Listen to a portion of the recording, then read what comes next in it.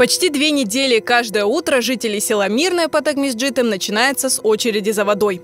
Подручную тару, ведра, пластиковые бутылки жители нескольких многоэтажек набирают привозную воду. Без воды почти 2000 людей остались 27 июля. Мы все сами тягаем эту воду, носим, уже и ноги, и руки болят. Вы знаете, не покупаться, ничего.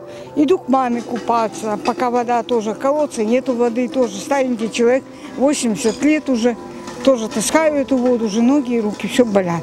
Ну, хватает на самые минимальные нужды. На что-то приготовить, допустим, там смыть хотя бы санузел и все. Приготовить, что покупаем нормальную воду. Приходится покупать, а что делать? Лидия Лаврентьева перенесла инсульт. Воду ей приходится поднимать на 2-й этаж. Тяжело у нас, конечно, уже надоело. Уже с 27-го, представьте, таскаем. Каждое утро с воды начинается, с зарядкой. По информации властей, вода пропала после пересыхания скважины, питавшей село. Но местные жители уверены, воды не стало после строительства рядом новых многоэтажных домов. Из-за отсутствия воды в Мирном был введен режим ЧС. Проблему решили прокладкой водопровода из Акмесджита. Изначально его планировали проложить 15 августа. Но уже 7-го жителям Мирного в тестовом режиме подали воду.